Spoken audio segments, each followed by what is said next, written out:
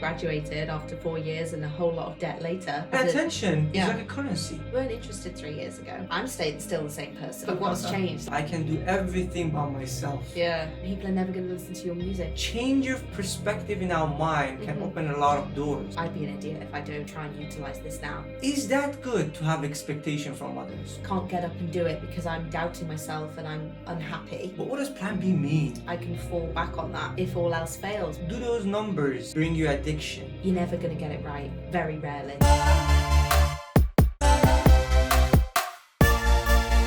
Hello everybody, we're here today with another great artist, Amber Prothero. Hello. How are you doing? I'm good, Shawn. Thanks for having me. Thanks for coming today. Tell me where all this music started. Where it all began. Okay, well, I always loved performing as a child. I think even though I didn't do it, in a kind of professional capacity, I didn't go to drama school or anything like that. I just always loved performing for my family. So I was always trying to make them laugh and dancing on the table and doing that from like 3, 4. I have videos of that as a kid. And then I think when I went to school and had music lessons, like just normal, school music lessons, I discovered that I loved to sing. And I think when I was about 12 or 13, I bought my very first keyboard off eBay. This was back in 2009. And it was when YouTube was just coming out. So it was when, you could start learning, like people were putting tutorial videos on YouTube. And I remember I learned a Regina Spektor song on the keyboard and tried to sing and play at the same time, which obviously for the first time didn't go very well. But yeah, my kind of love and passion for music came from that really. That was like the first kind of musical, experience I remember vividly in my journey. So yeah. One of the things that is always intriguing and interesting for me to know is that from the time that we start doing something for pleasure and fun to the time that we decide this is really something that I want to do for the rest of my life. Yeah. Was it like a gradual thing? Was it like a certain point that you realized this is something that I want to do? Yeah, I think it was definitely gradual for me. I think I fought it a lot. I kind of fought the idea of that I wanted to do. So I basically, as I say, throughout school, I loved music. I had guitar lessons, singing lessons, piano lessons. But I still kind of had that, I guess, doubt in the back of my mind. And again, I think this is because of the way I was raised. And I don't mean that in a negative way, but I was kind of taught, that the more kind of, I guess, stereotypical jobs are like, how you become successsul. Like my dad was a businessman and my mum worked in sales for a while. And I kind of had that as like, well, if I want to earn money and do well, that's what I have to do. Like I have to go and, study something. Like I actually went to university and I studied languages. So I studied French, Spanish and Italian. But the whole time I was at university, all I wanted to do was music. So it was kind of like, I was always doing it, even though my kind of, career in terms of my university career was doing nothing to do with music. And then I graduated after 4 years and a whole lot of debt later. Wow. And decided I'm going to do music anyway. So yeah, it was, and then obviously COVID happened. So wow. It was very kind of like up and down. It was never like a moment where I was like, this is what I want to do and I'm not going to do anything else. I always had that like thing in the back of my mind of like, I really want to do that, but should I be sensible with my, whereas I feel like nowadays it's becoming more kind of not acceptable, but just more common for people to do something creative and it be a job, Yeah, sure. You don't have people going, oh, well, what do you really do? And you're like, no, music. I really do music. Whereas 10 years ago or however long ago, 5 years, when I came out of uni, it was like, okay, so that you're going to do that, Yeah, of course. What are you going to do if it doesn't work out? And you're like, well, you figure it out. Plan B. Yeah, that was always it's funny you say that because my dad, like my parents are the most supportive people ever, but he was always the person that had his sensible hat on and was like, I'm not saying I don't believe in you, but have you thought about what you're going to do if you can't make money doing what you love? And I was like, just give me time. Like I've got my degree now, so I've got that to fall back on. And then here we are 3 years later and I'm doing music full time and making money from it and love it. That's it. So going back to it about plan B. Yeah. Do you have plan B? Or how do you perceive like plan B? What does plan B mean? I guess for me, it's kind of, now that I'm an adult and I have financial responsibilities, for me, a plan B is like, well, if all music fails and I'm not managing to earn money from it, what would I do? How would I make money? Okay. So I guess for me, it's like, it's that knowing that I have those languages in my back pocket, and I'm fortunate enough to have been able to go to university, but I can fall back on that if all else fails. But I just feel like, having done it for 2.5 years, a year fully since COVID's gone and everything's back to normal, or the new normal. I get here, the new normal. New normal. It's I always find a way to go back to it. Like I always find my way back to music and earning money from it some way. And even if I'm not earning money from it, I'm doing it creatively for my artist project, and it makes me really happy, and so I continue doing it. So what do you do on those dates that you might doubt it for whatever reason? Doubt comes to us as a human being, whatever we're doing, even if you have like the most successful career, still doubt comes to us. Yeah, right? It does. So it does. What do you do on those days to say, this is what I want to do this? Well, I think I've always found that taking a step back from it, so trying to kind of disconnect from it, whether that be, a few hours or a few days, or as of the case for me last year, I had a period where I was really struggling mentally because I felt like I was putting so much pressure on myself with the whole artist project, and where I thought I would have been by 2022, and I'm now 25 at the time. I'm not where I want to be, and so every day was that feeling of doubt, and I can't get up and do it because I'm doubting myself, and I'm unhappy, like to my core unhappy about it. And so I took like 3-4 months of just like trying not to think about it, not really booking shows, not really writing. And as always, I came right back to it and fell in love with it all over again, because I took the time away to just focus on everything else. Earning money, moved in with my partner, focusing on things that I knew used to make me happy before I had this kind of all-consuming thing of doubt and self-criticism, and which still happens. Sure. I'm just better at balancing it now. Of course. I think the problem sometimes with us as human beings, all these feelings are normal. Yeah. Like feeling doubt, feeling jealous, feeling, all these feelings are normal, but it's just a matter of like, when you feel them, what do you do? If I feel jealous seeing somebody doing being something better, you wish you were doing, do I get up and work harder, or I'm gonna just use that energy and channel that energy in a negative way, maybe? You know what I mean? So I agree with you 100%. And one of the things about Plan B that you said as well is interesting, because I think nowadays it's not about necessarily having a Plan B or a backup plan, or I'm thinking that it's not going to work out. It's just a matter of, I'm going to learn a new skill and like be able to, what they say, what the investors say, put my eggs in different baskets. Well, exactly. But at the same time, it's not the fact that I don't care about, like in this case, my music.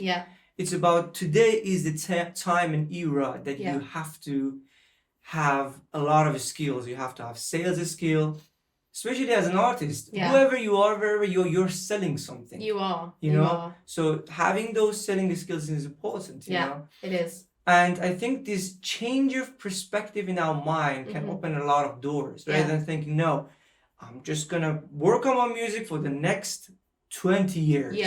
You know what I mean? I'm not discouraging people and saying it's not gonna happen. But it's good to learn another good skill. Exactly. You know what I mean? There's no harm. I agree. And I think you've hit the nail on the head there in terms of the artist these days having to have all of those different skills. Like 20 years ago, it was like, you obviously had to be a good songwriter, and you had to kind of have a clear vision of who you are as an artist. Whereas nowadays, you have to have that. You have to be up to date with how TikTok works and social media and algorithms and what kind of content you're posting. You kind of have to have a fairly good idea of how to set up a camera or an iPhone, or, and film yourself so that the quality is good enough, and what works, what doesn't work. when to post, when not to post. You've got to have all of those hats on. You know, PR, selling your new single.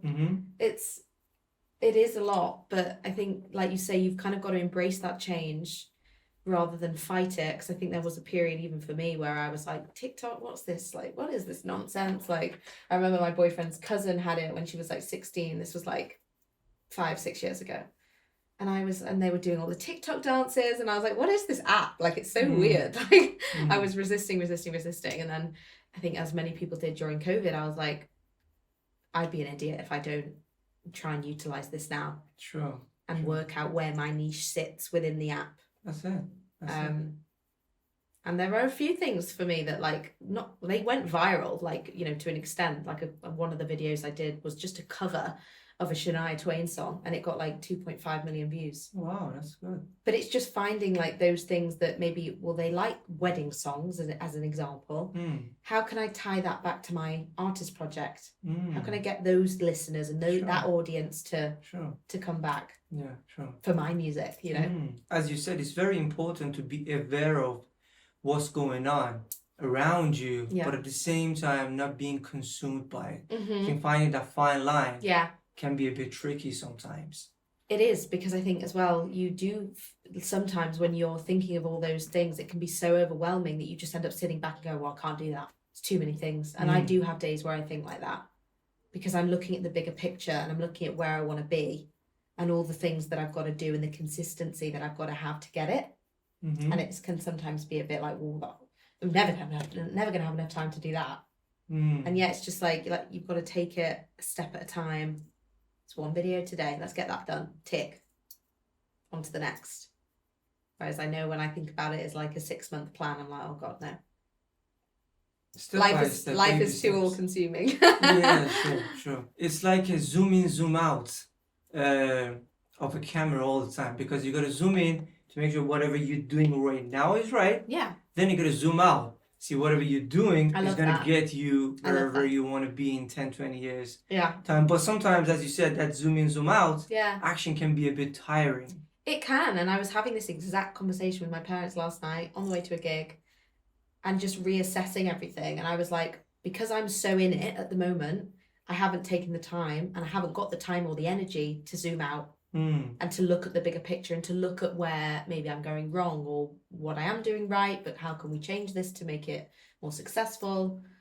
And I think that perspective is really, really important. I 100% agree. Because sometimes we do something for 5-10 years and we just zoomed in into that specific zone. And then after 10 years, when we zoom out, we realize we just gone like 10 different places and it's nowhere close to where we want it to be. Yeah, exactly. So and important. Also, I think the other way around, it's important to zoom out to see where you have gone, because sometimes it's not always, oh, well, I've gone here, there and everywhere, I'm not where I want to be. Sometimes it's like, wow, I've achieved all of that. Yeah, of course. That's brilliant. Like, pat on the back when you are doing what I'm doing and a lot of other artists and, you know, freelance, self-employed, when you're your own boss and you're in charge of making all the decisions. Be grateful for the things you've done. Exactly, because you can get very in your own head about, well, yeah, that's okay, but there's no one there at the end of the day to go, well done, you did really well on that. You know, well done for getting that gig, that show, that podcast, that interview, that photo shoot, whatever it is. You've got to kind of just, take that zoom out and go, well, actually, we could have done all this differently and we could have maybe achieved X, Y, and Z as well, but you've also achieved all of that. Sure. So I think that's important as well. That was actually a good point. You said there is no one there. Because a lot of the times we expect people to do things for us. Sometimes it's loved ones. Sometimes it's a stranger that we expect them to do things. For example, that show should have been better.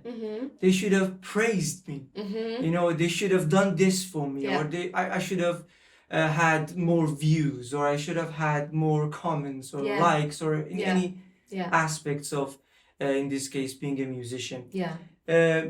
Is that good to have expectation from others, or no? I don't think so.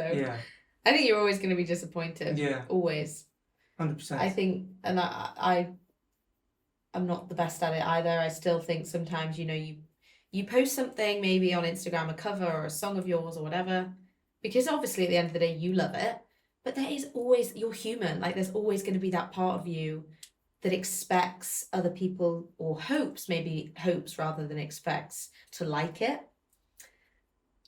But then I think sometimes you are disappointed, and sometimes it's the other way around where you think, oh, well, that's not that good, but I'm going to post it anyway. And then people love it. And people are unpredictable. Like, human beings are so unpredictable. Sure. So I feel like you are in control of, you know, the things that you are physically able to control in life, not just in the kind of music industry, artistic world.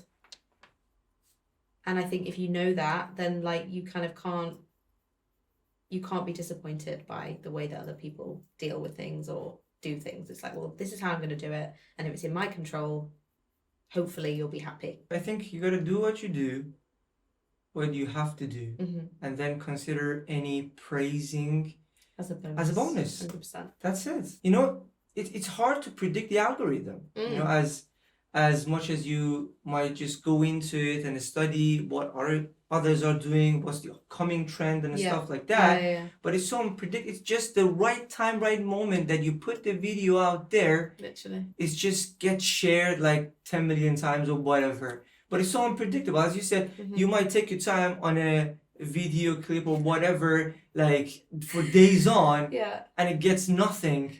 But it just puts something very simple out there, and it just gets the most attention of all time. It's crazy. I've like had things like that before, where you know I've spent however much. Don't even want to admit how much I've spent on a music video, and in terms of the experience, it's I'd never change it for the world. Like this experience, I filmed a video in Liverpool called Confident, and I got a load of local dancers and a choreographer who used to teach me when I was a kid, and it was just like, it was the most wholesome experience, also the most stressful experience. But like, as an example, posting snippets of that on TikTok, and like, yeah, they might have got a few thousand or maybe even 10,000 views or whatever. And then like I posted me singing a Lana Del Rey song sat on my kitchen counter with no makeup on, that took me 10 minutes to do, and it gets 500,000 views.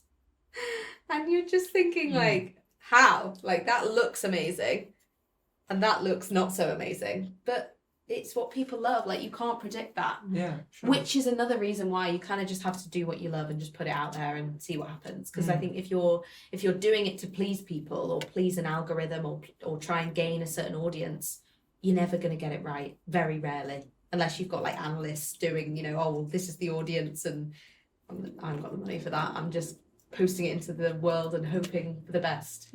But I assume in some way that's a positive thing. Yeah. If I put something out there that I didn't put a lot of effort into it, and it just gets a lot of attention, I think that's a positive thing, because I can be me and I still can get a lot of attention, you know? That is very true. And I think, it's the kind of raw, authentic version of yourself just sat there in your kitchen, and people love it. And I guess, like you say, that is a positive thing. That's saying something in itself. Do those numbers bring you addiction? Yeah, they do. 100%. So what I think happens if you say that, it doesn't, you're a liar. Yeah, you probably are. Yeah, I think so. Because I think, unfortunately or fortunately, however you look at it, numbers these days on social media are what the kind of big fish in the music industry, labels, management, whatever, that's what they're looking at. And attention is like a currency. Yeah. So when you have like 10 million views, it's like you won the lottery. Something like that. Literally that.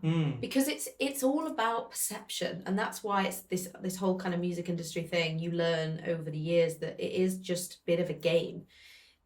I could have improved minorly, I don't know if that's a word, but like a very small amount, say over a 3-year period. But people will maybe see one video that went viral then, but I've not really changed what I'm doing in 3 years. But the fact that I now have this, or I'm working with this person, suddenly they're all over you. And it's like, oh, well, yeah, and you know, you've got, so do you want, maybe we look at doing this single? And you're like, well, you weren't interested 3 years ago. Yeah. I'm still the same person. The music, but what's changed? Like you say, it's a currency, and it's, I really like the way you phrase that, because it is the way the industry is working these days. And very often, unless you've got X amount of followers on TikTok and this much engagement, labels aren't even going to look at you. It doesn't matter how good you are. It Doesn't matter what the music sounds like, what your artist image is like, unless you've got that following and that attention. It's just like, yeah, they don't care. Talking about the glamorous independent artist, being independent, I can do everything by myself. Yeah. I can make it. I can make it happen. Yeah. But do I really want to do everything by myself? I mean, I personally have two sides of my brain that have like the fours of the independent artist and the against of the independent artist. I feel like the positives of it is that, you know, you have this independence, you can make the music you want, you can have the creative vision that you want, release it when you want. If you write it one day and suddenly a TikTok video goes viral, you have the ability, if you want, and the funding, if you have it, to release it in 2 weeks' time.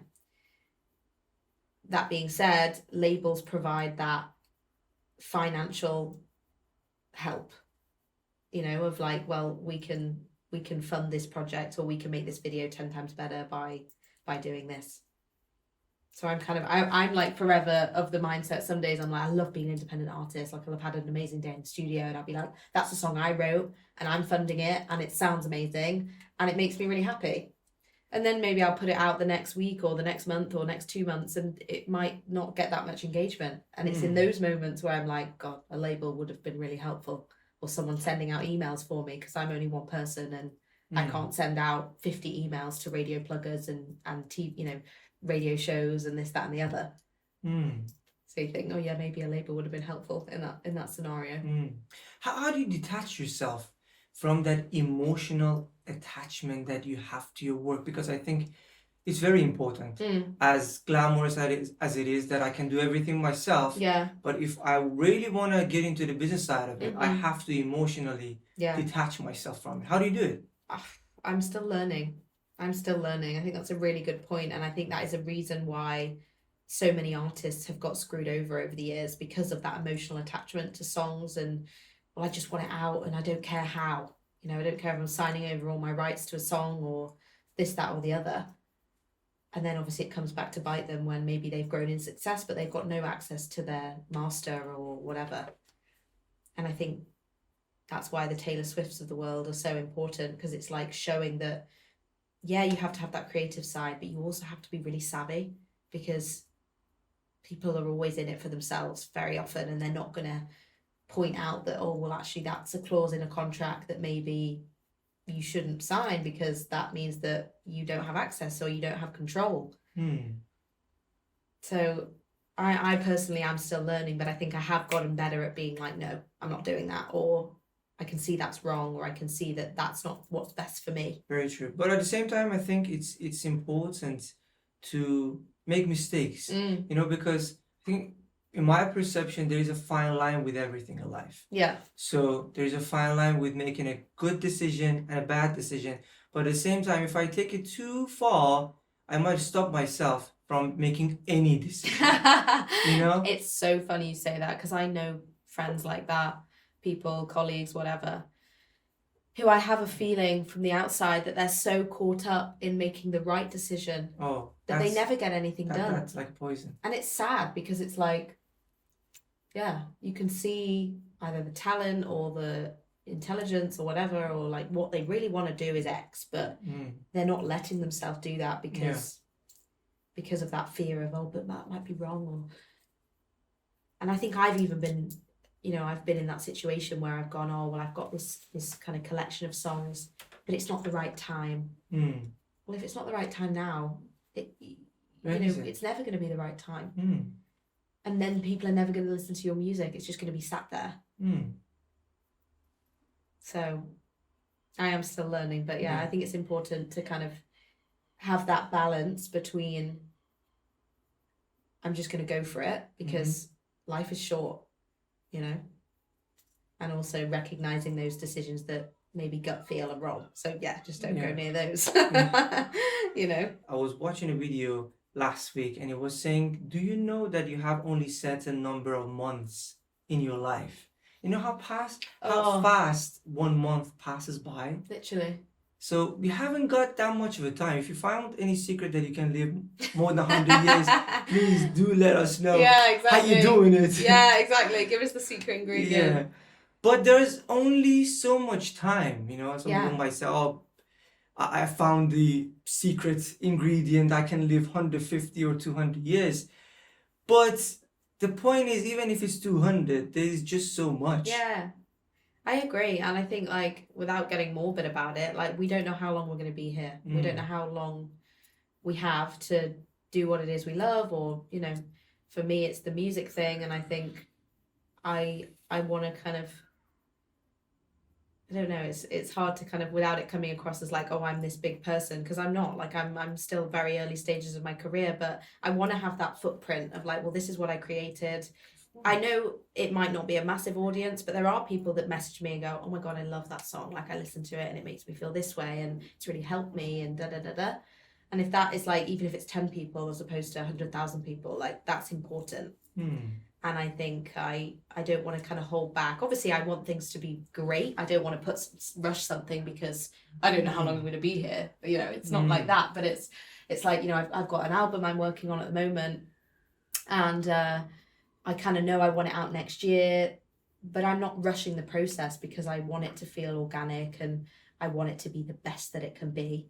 But still have that thing in the back of my mind that goes, well, but I know I want it out in 2024. That's what I want. So I'm going to make it happen. Does that play with your mind when you want to put the next song out there? You're comparing it with your last song and your last kind of work. Yeah. You say, not still good enough. Yeah. Oh my God. I think that is the life of a creative.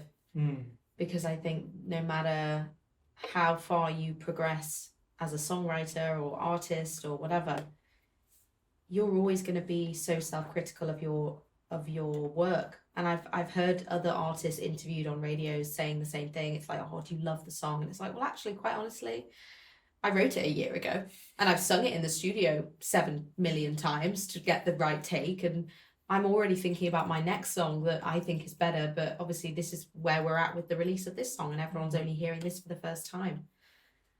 I think there's always going to be that thing of you look back and you go, oh, God. Don't know if I like that anymore.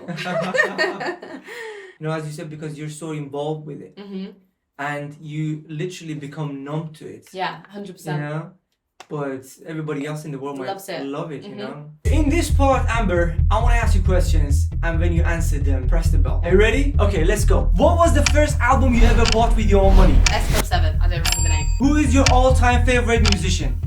Never. What's the most memorable concert you've attended as a fan? Busted.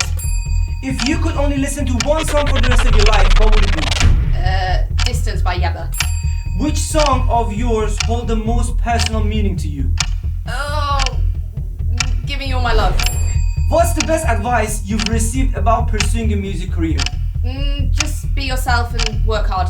Okay. If you could time travel and attend any iconic music event, which one would you choose? Beyonce, the Renaissance tour that's just happened. Okay. If you could choose any fictional character from a movie or a TV show to join you as a duo, who would it be?